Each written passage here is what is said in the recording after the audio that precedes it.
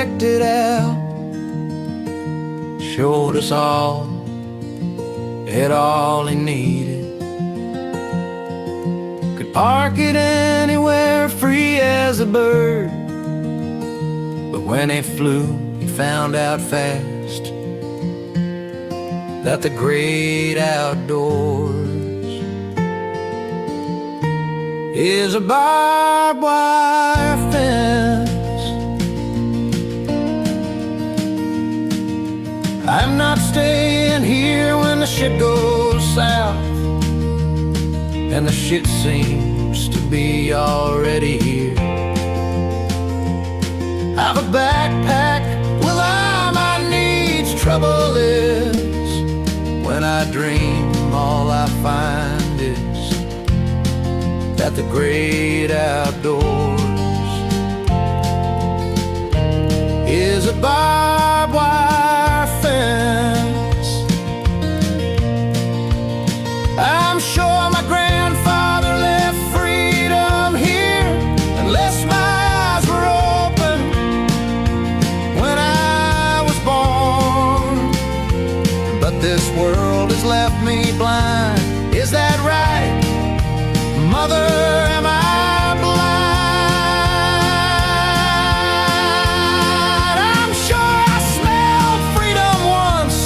in the backwood forests of your eyes? Hide, you said, hide with me, or how else will we ever live free? There's an exodus heading out of town. Their faces are up, but their eyes are down. There's a sun that seems to be shining upside down, and around and around,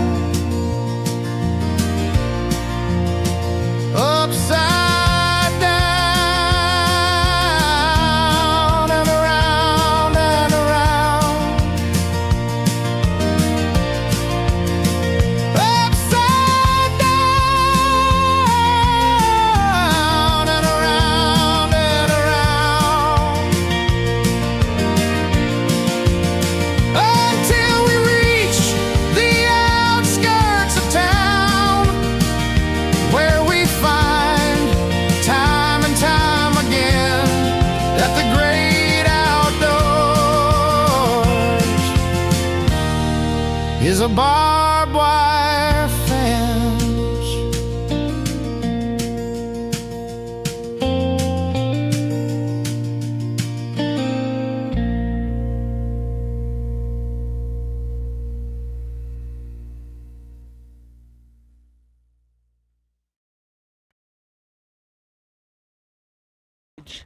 And we have a new interview. And what is your name, my darling? My name is Hayley. Hayley. Now, you're born and bred here? Yeah, born and bred here, grew up on a farm just out of town. What were you farming?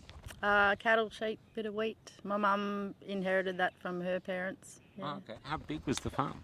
About 13,000 hectares. Okay. Yeah. So how 30? So that sounds big. pretty big. Pretty big. Yeah. And what was it like growing on a property that big? Really good. Like just the freedom, open air, nature. Yeah. So and just that thing was robust. Like, were you learning to drive or ride motorbikes really early I to could get do around that the by property? about 7 or 8. Yeah.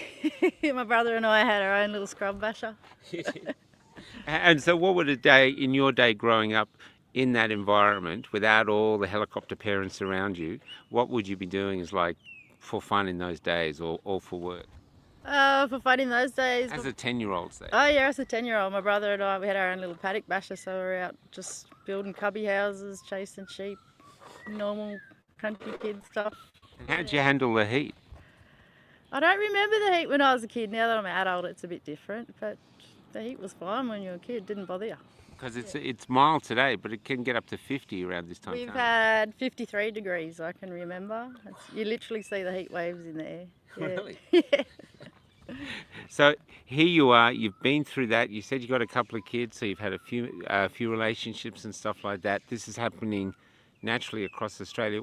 Can I ask, why do you think so many relationships aren't working anymore? A lot of different reasons. I think women have become more independent and socially, we've been separated, I think, and that's why there's no longer the family values of like back in the 1980s. We don't have that traditional family. And I think men and women are competing a bit, which we see all the time on the news and social media. We just don't have the same values as we used to have. And do you think we're better or worse for it? I think we're worse for it because it's kind of like we're competing against each other now, but the real ones that we should be pissed off with are the government. So they're dividing us in a way. They are dividing us, and that's how you conquer people. Yeah. Divide, separate and divide. And nothing in our era has divided people more than COVID. That's true, yeah.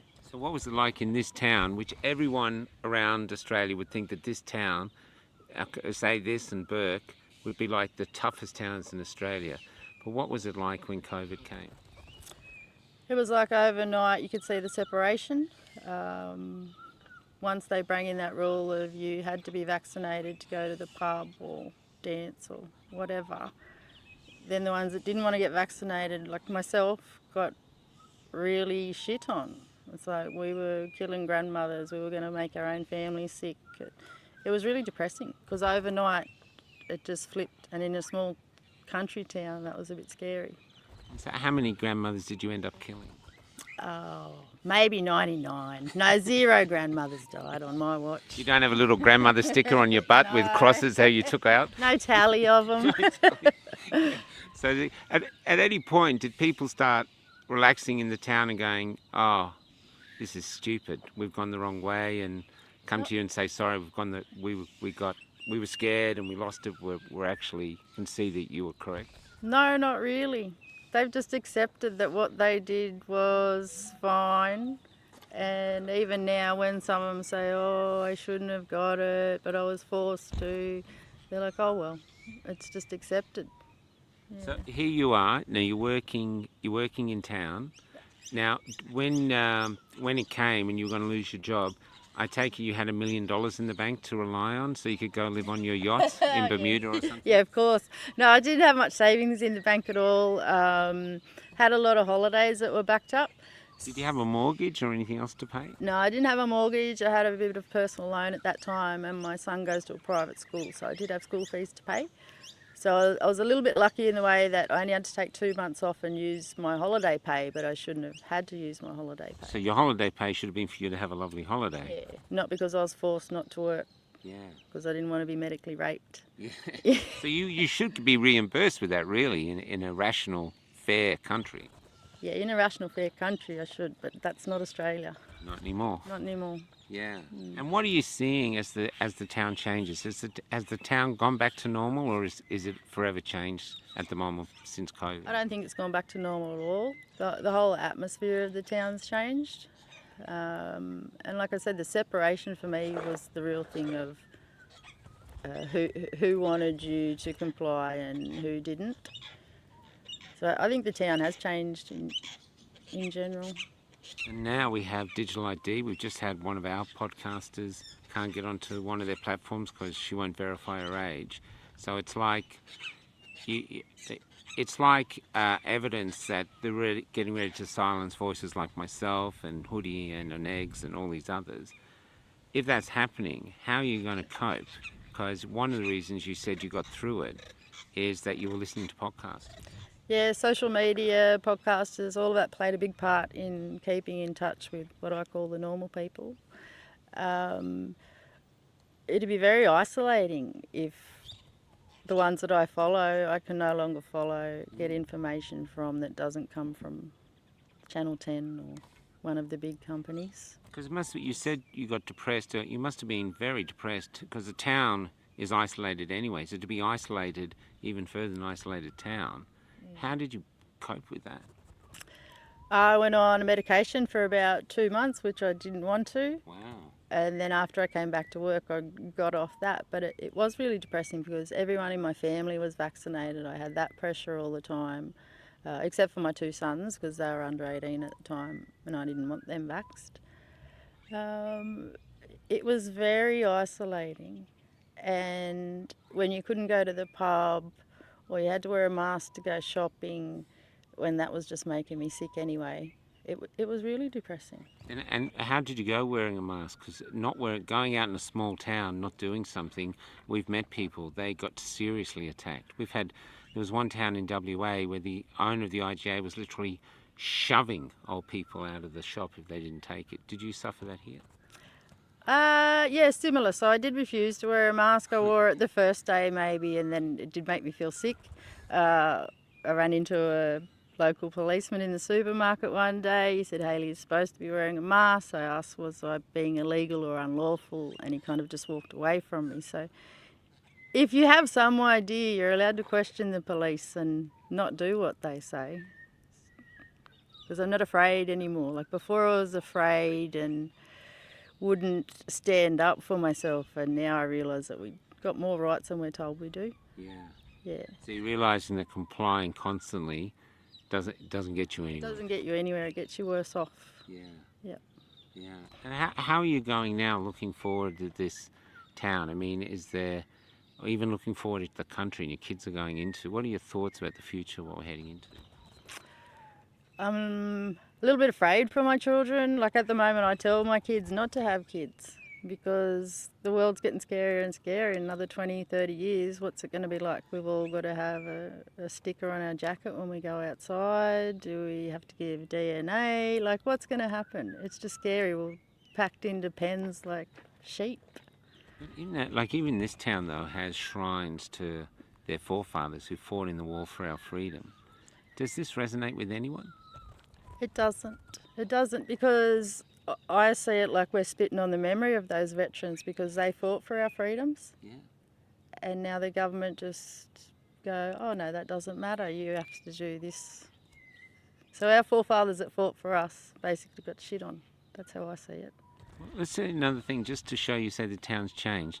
Describe to me what it was like in the town, say, 15 years ago or 20, if you can remember that far back. What it was like here in the town and what it's like now, the differences. So 15 to 20 years ago, it was very community minded, a lot of volunteers, the community was closer. Now it's like they're screaming out for volunteers, you can't get people to help in the community. It's like no one cares anymore except for themselves. And I know self-preservation, you put yourself first, but I find people a little bit greedier now and nastier. And you quit the medication for this because it sounds like you might need it again. Now I just meditate and smoke marijuana. Has there been a lot of injuries or deaths in the town, or has the town survived that pretty well? I recall one local guy, he had the two vaccines, and within 6 months he was passed away. He was only mid-50s, and his kids today say that's what killed him. That's what killed him. And are they outraged? I mean, is there outrage in the town, or is it like everywhere else, everyone's just placid? Only like a minority of people are outraged about it, but like everyone else is just compliant and won't do research. Like I'm told that I'm stupid because I'm unvaxxed, but then when I say to those people, have you been on the TGA website? Have you researched the science? Oh, no, the news said. Oh, well, you can keep believing that bullshit, but I'm not. Yeah. You still have the farm? Yes. Well, can you go and live out there and stay there, or is the family taking you? Yeah, no, I live out there with my mum. Yeah, we have a couple of houses out there. Oh, So cool. it's nice to be away from town. I'm really sorry to hear that because I actually like the town. It's quite quirky. It's It like is. Broken Hill, and there's something here. But so basically, the decision made by the city and the unquestionable compliance of the people is seeing something being seriously eroded. Yeah. I think city and country town's completely different, and they're applying their city rules to us. Okay, last question. We're a few weeks out of Christmas. the first Christmas when Koshi came and said, don't invite your vaccinated, unvaccinated people to Christmas. What was Christmas like here in Coober Pedy? My Christmas was pretty dismal. I had to sit on the veranda because my stepfather, he had emphysema. He had about 7 or 8 shots. But since that, he wasn't living because he just sat in the lounge room for 5 years after he got all the shots, worried that he was going to get COVID. So that wasn't living for him. But yeah, my first Christmas was I had to sit on the veranda because he was very paranoid about me not being juiced. When did you die of COVID? Never. Have you actually had it? I don't think so. I've had a cold once in the last 25 years. That's it. Oh yeah, you sound terribly dangerous to me. Yeah, Spitfire and stuff. Is there anything else you'd like to say? Anything that stood out in that time that's resonated with you as like, what a story that you haven't been able to share? The only thing that really sticks out with me is when they said we had to get it, my body just went, no. Like my intuition, my gut, connection to God, I don't know what it was, but something said, you do not do this. Yeah. And you listened. And I listened. And you're still here. That's it. Probably wouldn't be here if I was juiced, I don't know. But I made the right choice, I think. Yeah. So you don't regret not taking it? Not at all. Not at all. Okay. Thank you for speaking, and I wish you the best. It's gorgeous to meet you. Thank you, Michael, you too, and thank you for everything you're doing. No worries.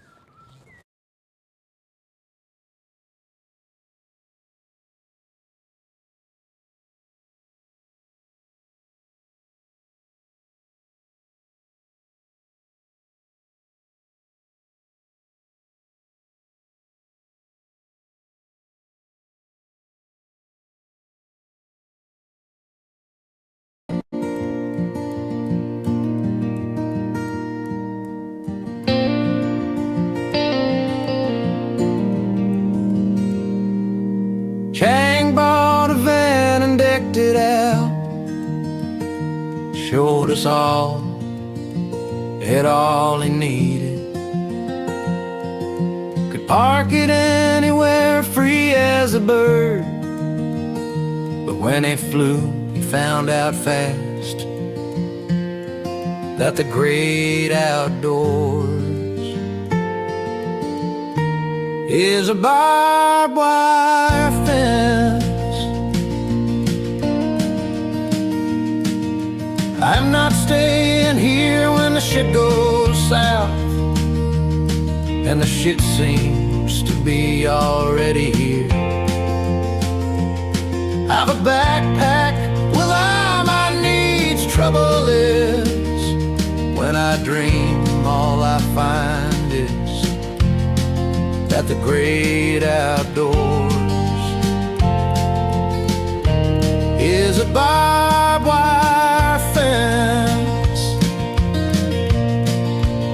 I'm sure my grandfather left freedom here, unless my eyes were open when I was born. But this world has left me blind. Is that right, Mother? Am I blind? I'm sure I smelled freedom once in the backwood forests of your eyes. How you said, hide with me, or how else will we ever live free? There's an exodus heading out of town. Their faces are up, but their eyes are down. There's a sun that seems to be shining upside down, and around and around, upside down, and around and around, upside down and around